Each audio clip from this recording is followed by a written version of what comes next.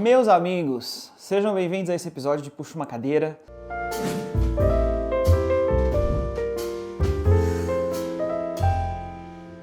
Esse podcast no qual a minha intenção basicamente é sentar com vocês aqui de forma bem mais descontraída. Estou sentado aqui numa poltroninha de Vime para conversar com vocês sem script, sem roteiro, mas só compartilhar os meus pensamentos e o jeito que eu processo o mundo à minha volta. Uma das coisas que eu tenho aprendido pra caramba nesses últimos tempos é que a própria atividade de processar as coisas que nós estamos vivendo, as nossas experiências, processar essas coisas em voz alta, ou de participar de uma conversa enquanto alguém está processando essas coisas em voz alta, traz uma quantidade absurda de luz para a nossa experiência. Eu desenvolvi uma prática na minha vida, já tem muitos anos, de tentar não deixar que o meu mundo interior esteja eternamente guardadinho aqui dentro, sabe? Oculto de mim. Toda vez que eu sinto um movimento novo no meu coração, na minha alma, no meu espírito, sei lá como é que você quer chamar isso, mas que eu sinto que tem alguma coisa mexendo aqui dentro, que o meu corpo, que a minha mente está reagindo ao mundo em volta de mim, ou as mudanças que estão acontecendo no mundo em volta de mim, ou na minha família, na minha casa. Enfim, eu desenvolvi uma disciplina, digamos assim, de não deixar essas coisas retidas e ocultas aqui dentro, mas de colocá-las para fora. Eu faço isso muito escrevendo, tentando capturar essas ideias, esses sentimentos, esses movimentos do nosso eu por dentro, que às vezes eles passam desapercebidos pela gente, né? A gente pode às vezes viver a vida inteira no piloto automático, e aí você chega no fim da vida e olha para trás e descobre que tudo passou num piscar de olhos, que foi tão rápido. Então, um jeito que eu descobri para minha vida que me faz estar mais presente no momento que eu estou vivendo agora, que me faz estar mais consciente dos processos que eu estou passando e de como que é a maneira mais correta de responder a esses processos, de não só ser uma vítima do meu mundo, né? De não só permitir que as minhas circunstâncias ditem tudo a respeito do meu comportamento, não, de repente sentar na cadeira do piloto, por assim dizer, e olhar para a minha vida, olhar para as minhas escolhas, para as minhas decisões, para os meus pensamentos, para as minhas emoções, e ter consciência do que está acontecendo. Isso eu considero super, super, super importante. E nessa nossa repaginação aqui do meu canal, do Rodrigo in Israel, e todo o meu processo, meu esforço de me comunicar com vocês em tantas áreas, essa aqui era uma atividade, era um quadro que eu não queria deixar de fazer, porque, de novo, isso aqui é o Rodrigo sem filtro, sem roteiro, só compartilhando com vocês alguma coisa que eu considere importante, relevante ou útil para esse momento.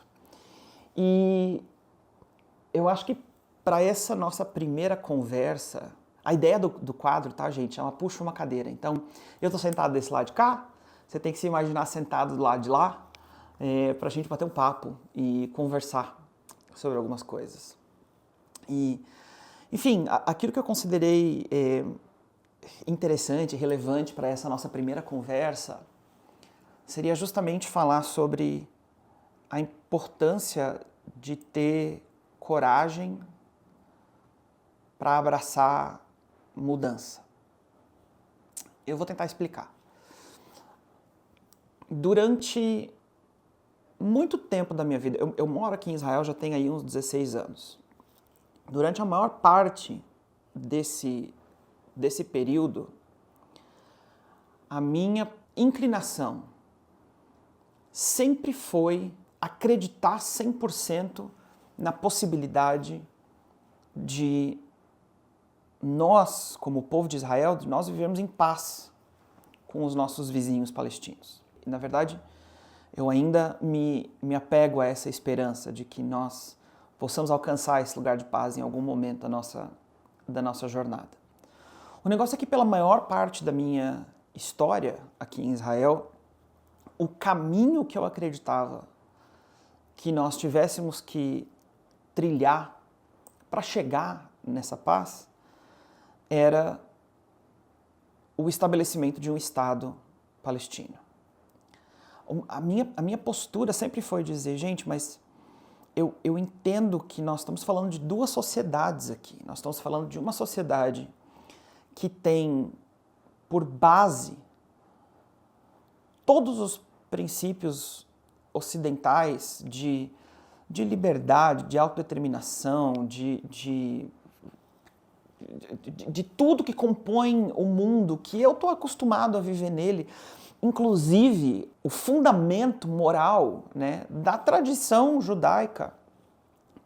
Porque ainda que nem todo o povo de Israel seja religioso, de maneira alguma, esse aqui é um país democrático, é um país livre, que tem gente que acredita em tudo que é tipo de coisa, que escolhe viver com tudo que é tipo de filosofia e de postura em relação à sua vida, e isso pode acontecer nesse país, porque nós somos um país livre. Ainda assim, os princípios morais de amar o próximo como a si mesmo, amar a Deus sobre todas as coisas, algumas diretrizes morais que fazem, por exemplo, o povo de Israel entender que o seu papel, a função para a qual nós existimos no mundo é para ser uma bênção para as nações, por exemplo, para a gente influenciar o mundo de maneira positiva. Tudo isso está tão presente na nossa sociedade. E, ao mesmo tempo, a sociedade palestina tem outro conjunto de valores, tem outro conjunto de normas comportamentais, de regras e outro fundamento moral, né? Porque do mesmo jeito, talvez com a mesma proporção que esses princípios e valores judaicos informam a sociedade israelense, da mesma maneira os valores e os princípios islâmicos informam a sociedade palestina. Então, o meu pensamento sempre foi considerar que o correto a fazer seria nós que estamos aqui em Israel, a gente que tem uma posição de maior privilégio, de maior força, não por nenhuma teoria da conspiração, não porque os judeus controlam o mundo, mas porque, saindo das cinzas do Holocausto, o povo judeu arregaçou as mangas, não ficou sentado no seu vitimismo e trabalhou com todas as forças para construir uma economia que é uma potência, para fazer o mundo avançar de maneira absurda. Investiu em tecnologia, investiu em defesa, investiu em tudo aquilo que precisava para criar uma nação incrível, que nos coloca hoje, nesse cenário que nós estamos hoje, de ser um cenário de vantagem em relação ao povo palestino. Então, a minha postura sempre foi a de dizer, no meio dessa realidade, em que nesse momento da história o povo judeu está numa posição de força e o povo palestino, que não se organizou, que não conseguiu estabelecer instituições políticas decentes, que não conseguiu fomentar sua economia por uma infinidade de motivos, que estão numa posição de mais fraqueza, que eles devessem ser então favorecidos por nós. Sabe que Israel tinha que tomar a postura de adulto responsável. E igual às vezes eu exijo dos meus filhos, né? Eu tenho um filho de 5 anos e uma menininha de 1 ano e meio, quase 2. E os dois estão naquela fase que eles às vezes brincam com o mesmo brinquedo, gostam da mesma coisa. E eu, como pai, às vezes exijo do meu filho, cede para a Lib, porque ela é mais nova. Cede, abre mão, o que você está aí? Né? Não tem que ficar fazendo queda de braço com um brinquedo, com uma menina de 2 anos de idade, você tem 5,5 já, daqui a pouco você tem 6 anos, daqui a pouco você vai para a primeira série. Não dá então para ficar comparando aqui uma coisa com outra. Você está em outra posição. Porque você está em outra posição, você tem que ceder para ela. E essa postura moral, na minha opinião, simplista até, eu fazia Ctrl+C, Ctrl+V, eu aplicava esse mesmo pensamento, essa mesma postura para o pensamento em relação à nação de Israel, ao povo de Israel e ao povo palestino. E eu sempre considerava que essa era a atitude moral de se tomar vivendo nessa realidade complexa do Oriente Médio. O meu pensamento sempre foi que o sionismo, o movimento que conecta o povo judeu com a terra de Israel, e eu digo aqui de boca cheia, que eu sempre fui e sempre serei um sionista. Eu acredito com todas as forças que o povo judeu está eternamente conectado com a terra de Israel e tem direito de autodeterminação nessa terra que é a sua pátria histórica. Mas eu sempre considerei que o sionismo não tinha futuro se a gente continuasse nessa queda de braço com o povo palestino, e porque o fim dessa briga sempre era sangue, sempre era morte de tudo que é lado. E, portanto, eu sempre fui, na minha vidinha, na minha pecinha do quebra-cabeça aqui em Israel. Como um cidadão, eu sempre manifestei a minha voz em prol dessa postura política. Sempre considerei que as pessoas que estivessem falando, por exemplo, que a terra de Israel inteira, bíblica, pertence ao povo judeu e que isso é inegociável, eu sempre considerava essas pessoas como radicais, como extremistas, que talvez não devessem ser ouvidos no nosso discurso moderno sobre política, porque essa postura, por mais que ela seja enraizada na minha fé, por mais que ela esteja presente na minha cosmovisão, no jeito que eu vejo o mundo, eu entendo que o jeito que eu vejo o mundo não é a única maneira de se ver o mundo. Eu entendo que a maneira como eu enxergo a aplicação das Escrituras não é a única maneira de se enxergar a aplicação das Escrituras, e que o mundo não gira em torno do meu umbigo, né? Então o jeito que eu vejo as coisas, às vezes não é compatível com o jeito que meu vizinho vê as coisas, e se eu estiver disposto a fazer qualquer coisa para que a minha maneira prevaleça, e o meu vizinho estiver disposto a fazer qualquer coisa para que a maneira dele prevaleça, nós vamos acabar brigando.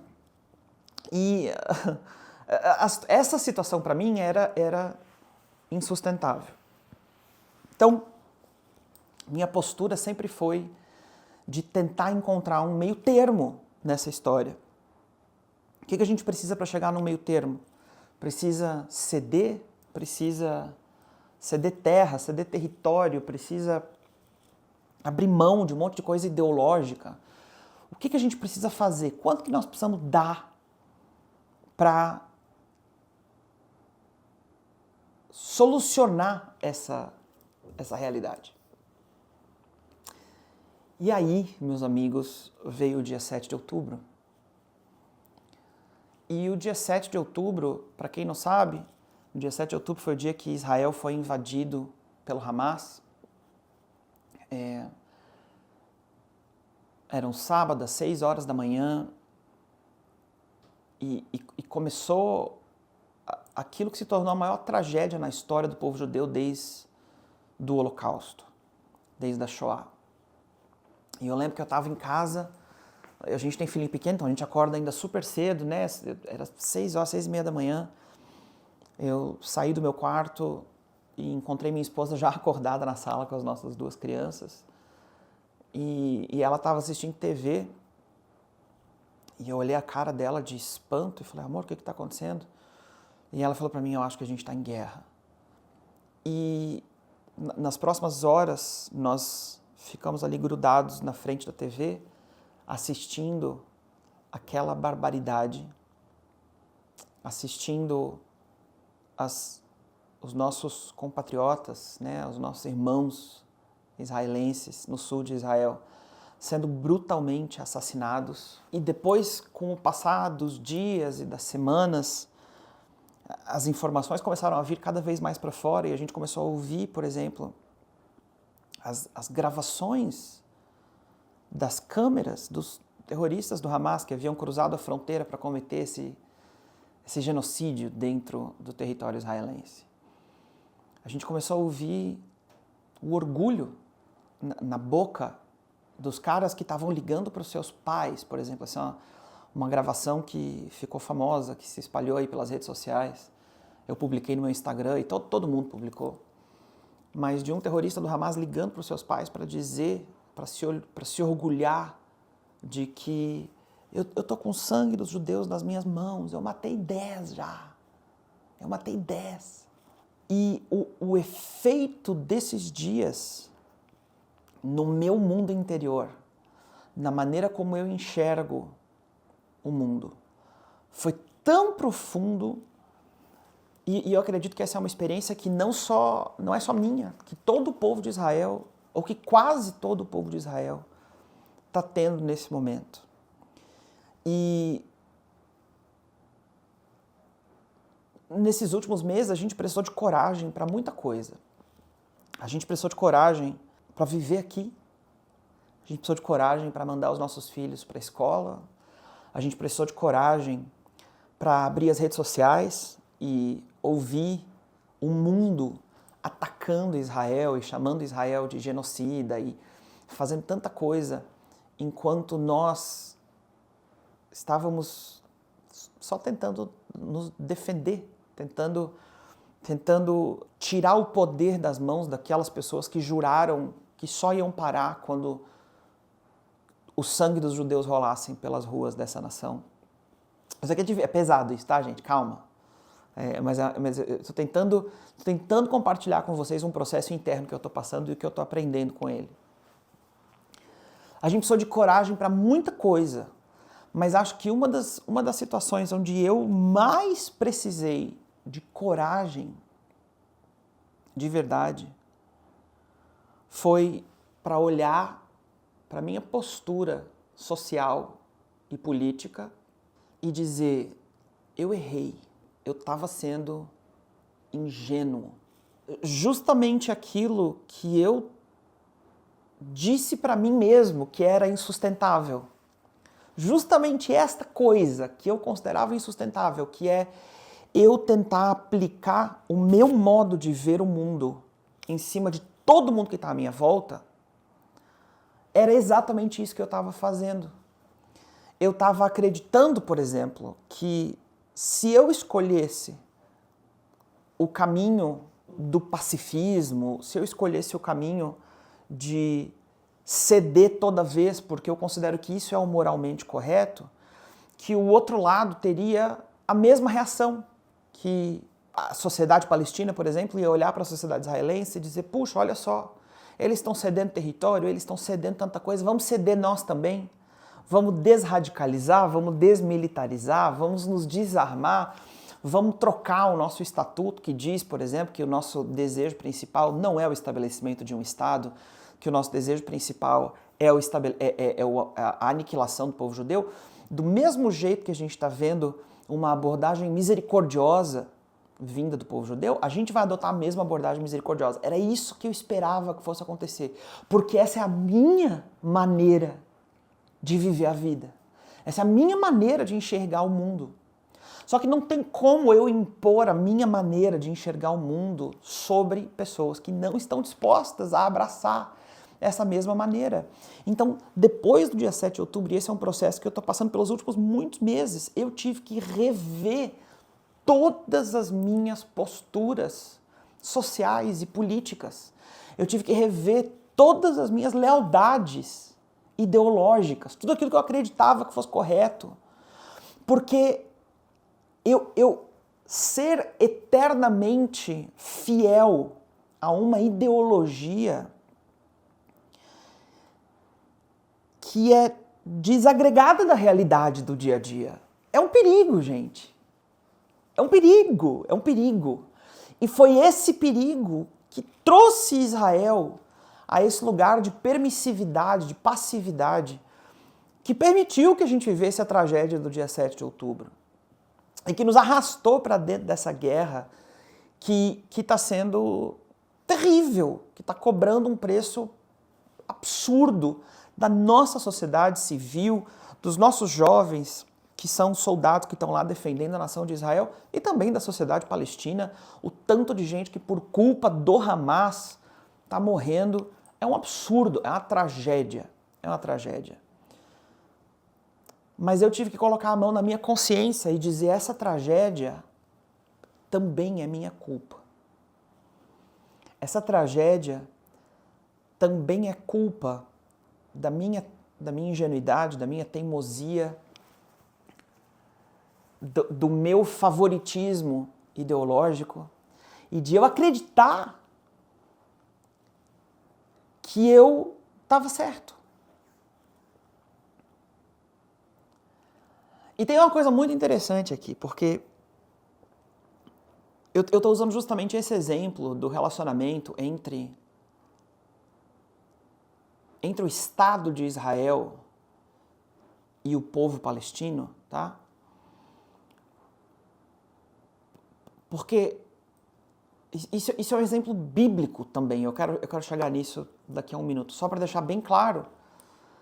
A minha posição agora é que a gente não pode ceder mais nenhum milímetro de terra para o povo palestino, para o estabelecimento de um Estado palestino. E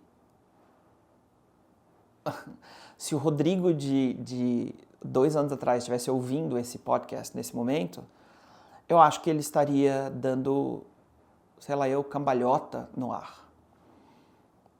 E eu não tenho tempo aqui de explicar todos os motivos pelos quais eu acredito nisso. A gente deixa isso, né? Vocês têm uma infinidade de conteúdo aqui no meu canal para se informar a respeito do que está acontecendo e de qual que é a minha leitura desses movimentos militares e políticos que têm acontecido aqui na nação. O fato é que eu entendi que a única maneira de Israel viver em paz e do povo palestino, inclusive, viver em qualquer proximidade de paz ou de segurança ou de prosperidade, a única maneira disso acontecer é com Israel forte, soberana e controlando a maior quantidade possível de território aqui. Você pode olhar na Judéia e na Samaria, em todos os locais onde existe presença de assentamentos judaicos e presença do exército israelense, não existe a proliferação de organizações terroristas. O Hamas não está lá, porque ele não consegue alcançar lá, porque Israel já está lá. Nos lugares onde Israel cedeu e abriu mão de território, as organizações extremistas se estabeleceram lá e tomaram controle. Israel, por exemplo, cedeu a faixa de Gaza para a autoridade palestina em 2005 e desde então o Hamas estabeleceu ali a principal base terrorista para atacar a população civil israelense. Então, minha postura mudou 180 graus. E o que eu estou tentando explicar para vocês é que eu precisei de coragem intelectual nesse tempo. E eu acho que é relevante eu comentar com vocês que a tradição judaica faça uma pergunta tão interessante, porque se você olhar a história bíblica, a terra prometida, a terra de Israel, ela pertencia, ela estava povoada por outros povos antes de Israel conquistar a terra. Agora, só para corrigir aqui qualquer asneira anacrônica que talvez pule na cabeça de alguém que está me ouvindo, esses povos, os hititas, os jebuseus, os cananeus, eles não têm nem os filisteus, a propósito, eles não têm absolutamente nada a ver com o povo palestino que vive hoje em dia. O estabelecimento, a formação étnica do povo palestino é um assunto que nós vamos tratar em um dos vídeos aqui no nosso canal, você pode ir lá procurar e assistir. Não tem nada a ver com esses povos bíblicos, todos esses povos bíblicos desapareceram das páginas da história, eles não existem mais, já tem aí milhares de anos, tá? O único povo dessa história milenar que ainda existe é o povo judeu, que é um povo teimoso que não desaparece dos anais da história de maneira alguma. Mas enfim, a ideia é que se Deus criou o mundo inteiro, Ele criou o mundo todo. Ele criou todo o universo. E Ele que desenhou as fronteiras entre os povos, isso também é um conceito bíblico. E Ele que assentou cada povo, porque se a gente acredita que nada acontece nesse mundo sem que um Deus soberano que criou tudo, sem que Ele permita, né? Se Deus não quisesse, nada aconteceria. Então a pergunta que não quer calar é por que é que Deus não colocou as nações que estavam dentro da terra de Israel, dentro da terra prometida, por que Deus não deu outros locais para esse povo viver? Por que eles não vivem? Por que Deus não colocou os hititas, os jebuseus, os filisteus, os povos que estavam vivendo aqui na terra, que seria conquistada pelo povo de Israel? Por que Deus não deu outros locais para eles viverem? Essa é uma pergunta bizarra. A terra de Israel podia estar vazia para o povo de Israel chegar e se assentar nela. Não ia ter tido guerra nenhuma. Olha que coisa louca. Por que é que a terra de Israel tinha que estar povoada? Por que Deus permitiu isso? Para daí mandar, lá na geração de Josué e de Caleb, mandar eles serem fortes e corajosos e entrarem, conquistarem a terra e eles viverem uma geração inteira de batalhas e de guerra e de um monte de coisa para poder ter o controle dessa região. E o que a tradição judaica diz é impressionante a respeito disso, tá? A tradição judaica diz o seguinte, gente, essa história bíblica da conquista da terra de Israel, e a gente poderia até fazer um paralelo sobre a história moderna do restabelecimento do Estado moderno de Israel. Mas a história bíblica da conquista da terra de Israel, na verdade, ela é uma alegoria. Porque a terra de Israel, na verdade, representa o homem, representa a alma do homem. E o que nós precisamos fazer é conquistar esse território. Mas a nossa alma, o nosso eu interior, ele está povoado por uma infinidade de coisas. Por uma infinidade de inclinações e de desejos e de medos e de ansiedades e de teimosias e de ideologias e de coisas que a gente ama e que a gente guarda e que estão aqui, que são as nossas inclinações negativas na vida. E parte do amadurecer do homem é conquistar o controle sobre essas coisas. Parte do amadurecer para mim, na minha vida, é eu viver um momento traumático, como foi o dia 7 de outubro, e ter a coragem de olhar para dentro de mim e de dizer, caraca,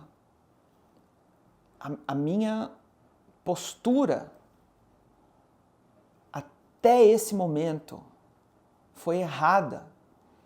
E foi ela que permitiu, não só em mim, eu não sou o único culpado, mas esse pensamento em massa foi o que permitiu que Israel estivesse numa situação tão desprotegida, tão vulnerável quanto nós nos encontramos no dia 7 de outubro. Por isso que a palavra de Deus para Josué e para Caleb é que eles tivessem que ser fortes e corajosos, porque força e coragem são duas coisas extremamente necessárias para a gente conquistar a terra de Israel do lado de dentro.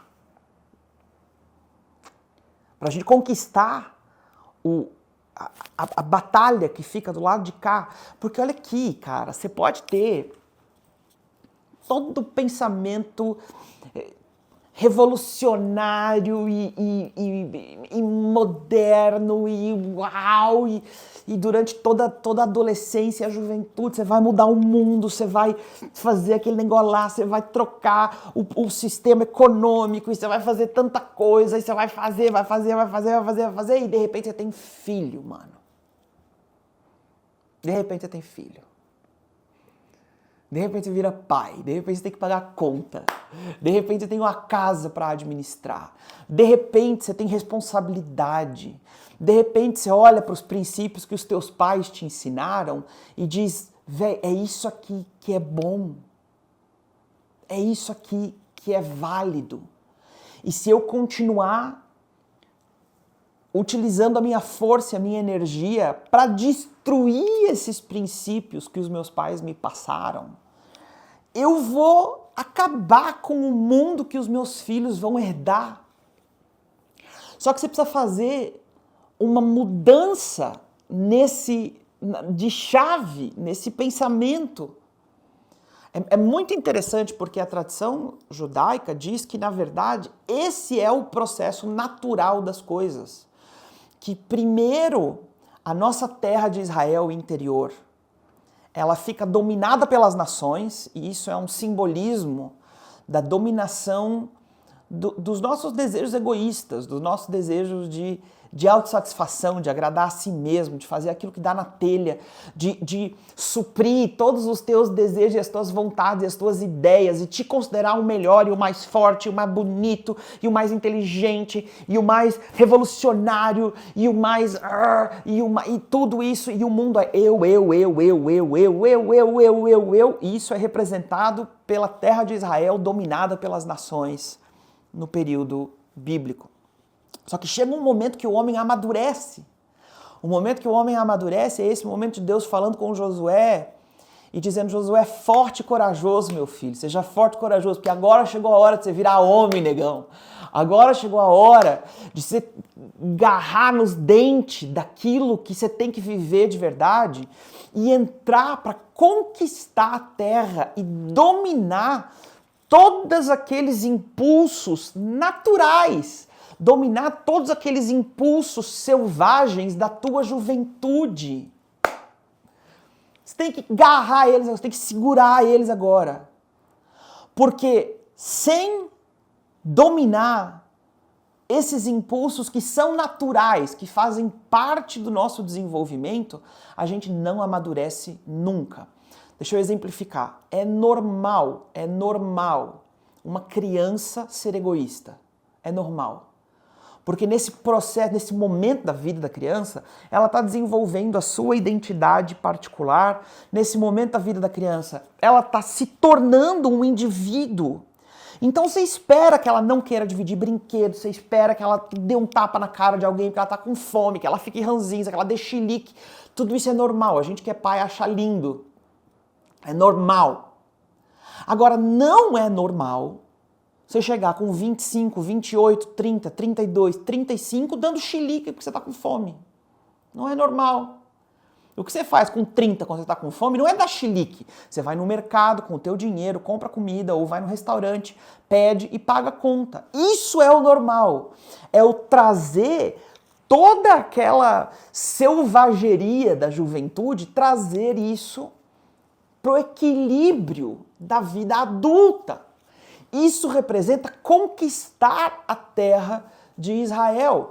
É eu chegar diante das minhas visões igualitárias e humanitárias e lindas e maravilhosas que a gente aprende dentro da sala de aula e confrontar essas visões com a realidade prática da vida e com a pergunta de o que é que vai ser útil para os meus filhos, o que é que vai ser proveitoso para os meus filhos, o que que vai construir um legado maior do que eu, maior do que a minha vidinha, do que a minha casa, o que vai transformar esse mundo, que agora o mais importante não é o quanto que eu vou desfrutar do mundo, mas é o que eu vou construir para deixar depois de mim. Porque quem importa mais na minha vida não sou eu, é quem vem depois de mim. E a nossa cultura de hoje em dia, ela está nos incentivando a permanecermos eternamente naquela teimosia da pré-adolescência, gente.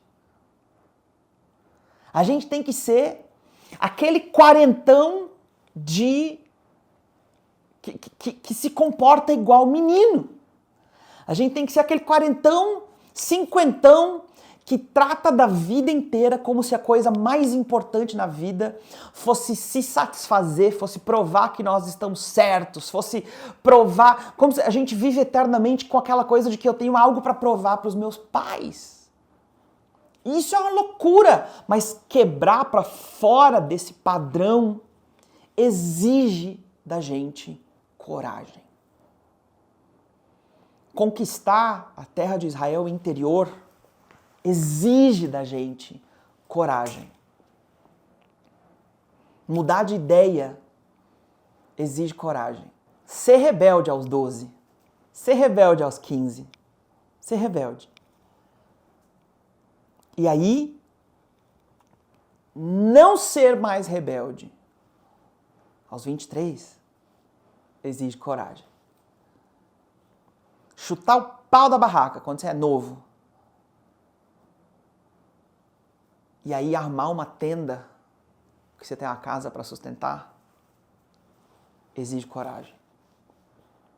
Ah, Rodrigo, mas você está falando aqui então que a gente precisa se acomodar na vida e aceitar a influência do status quo e das circunstâncias em volta de nós, que elas sempre ditem aquilo que é verdade a nosso respeito? Claro que não, claro que não. O que eu estou dizendo é que a gente precisa de coragem para fazer a maior revolução de todas, que é a de não ser um eterno rebelde sem causa. É a de entender que você passa por um tempo da vida tendo que destruir as coisas. Faz parte. Mas se você não chegar no momento de construir as coisas, você não vai ter nada. A gente passa por um momento na vida em que você tem que gritar e chorar, e espernear e exigir o seu, e o seu, e o seu, e o seu. Só que se você não passar desse momento para aquele dia na sala que você levanta e diz, pai, mãe, deixa que hoje eu faço a comida. Você não vai chegar em lugar nenhum. E para fazer essa transição, você olhar para uma ideia, para um pensamento que você teve durante toda a tua vida, durante toda a tua experiência humana. Aí você olha para aquele pensamento e diz, eu cresci desse pensamento. E agora eu preciso trocar esse pensamento como quem troca de roupa. Porque ele não cabe mais em mim. Ele não é mais compatível com quem eu sou. Coragem. Coragem para mudar de ideia. E isso acontece, gente, quanto mais a gente amadurece, quanto mais a gente experimenta, quanto mais a gente sofre, quanto mais a gente ama, quanto mais a gente vive, quanto mais a gente tenta, quanto mais a gente erra, quanto mais a gente acerta, mais a gente vai descobrindo a forma mais aprimorada, mais excelente, mais sagrada, talvez, de enxergar essa mesma coisa que até ontem a gente via de jeito diferente. A tragédia, nós sermos convencidos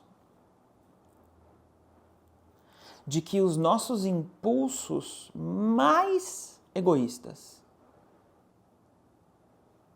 na verdade, são aqueles que têm que ser obedecidos o tempo todo.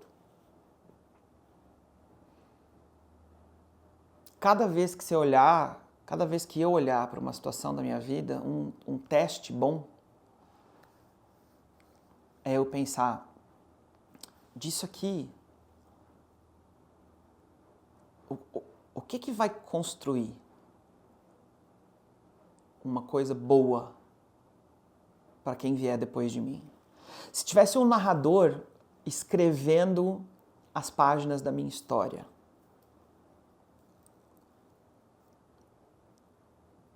Como que um leitor ia ler os meus pensamentos, as minhas atitudes nesse momento? Sabe aquele narrador onisciente que sabe de tudo no livro? Sabe o que você está pensando, sabe quais são as tuas motivações internas e ele conta tudo para o leitor, não deixa nada escondido? Tentar viver a vida desse jeito. Tentar viver a vida pensando como que o que eu estou fazendo aqui hoje me pinta para o meu filho, por exemplo. Essa é uma pergunta que tem mexido muito comigo, cara. Tem mudado a estrutura de como eu processo a minha vida. Enfim, para conquistar a terra de Israel interior, para passar por esse processo e amadurecer, a gente precisa de coragem. Mas a boa notícia é que o sistema foi criado desse jeito. A história bíblica tão poética, essa simbologia tão profunda, na verdade é de que Deus escolheu que primeiro a terra de Israel pertence a outros povos. E depois o povo de Israel precisa conquistar a sua própria terra através do esforço. E essa é a história para a nossa vida. Que o caminho, o nosso caminho, a nossa herança, digamos assim, a nossa porção, ela já é nossa. Mas ela está sendo dominada nesse momento por todos os nossos desejos egoístas. E agora o que a gente precisa é de coragem para entrar naquela terra que já é nossa e permitir que a maturidade, que as escolhas corretas se sobreponham, que elas vençam sobre a imaturidade e o desejo de autossatisfação. É isso, gente. Esse é o pensamento para hoje. A gente precisa de coragem para mudar de ideia. Obrigado por ter puxado uma cadeira para sentar comigo. A gente se vê na próxima. Tchau!